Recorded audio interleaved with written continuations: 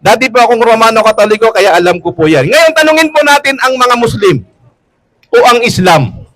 O mga Muslim, Islam, kailangan bang mapako sa krus at mamatay sa krus si Jesus Christ? Ang sagot po naming mga Muslim is ganito. Una, bakit kailangan mapako si Jesus Christ sa krus?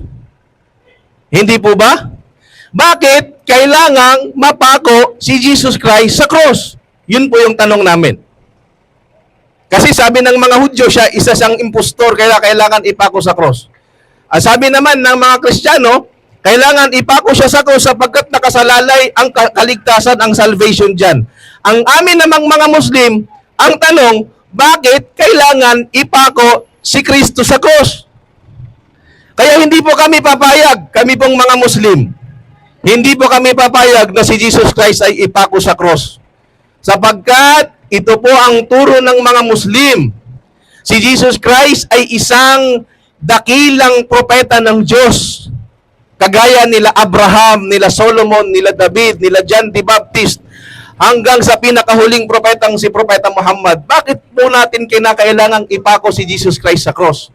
So sa aming mga Muslim, ang sagot, hindi po natin kailangan at hindi po dapat ipako si Jesus Christ sa cross. Kasi wala naman po sa aming katuruan yung salvation through crucifixion. Ibig sabihin, salvation, ang kaligtasan ng kasangkatauhan ay nakabatay doon sa pagkapako ni Jesus Christ sa cross. Wala po kaming ganon. Ang kasalanan ng tao na tinubos ng Diyos na ang kanyang anak daw ang isinugo niya rito para tubusin yon ay kasalanan ng tao. At dapat ang tao yung magbayad dyan. At dapat ang tao yung magbigay ng pananagutan dyan. Hindi yung anak ng Diyos, mga kababayan. Hindi po ganun.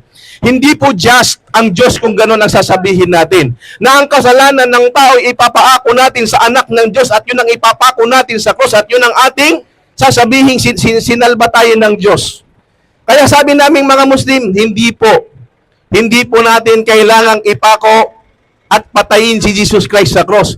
Sapagkat kaming naniniwala na siya ay propeta ng Diyos at hindi po natin kailangang mamatay siya sa cross sapagkat ang kasalanan ng tao ay kasalanan niya. Di ba sa paniniwala? Ang kasalanan ni Juan ay kasalanan ni Juan. Ang kasalanan ni Pedro ay hindi kasalanan ni Pablo, mga kababayan. Kaya yun po yung aming paniniwala. At yun po ay malinaw na katuruan ng Islam. Di ba? Katuruan po namin na mahal namin. Kaya sinasabi namin, we love Jesus sapagkat naniniwala kami na si Jesus Christ ay isang propeta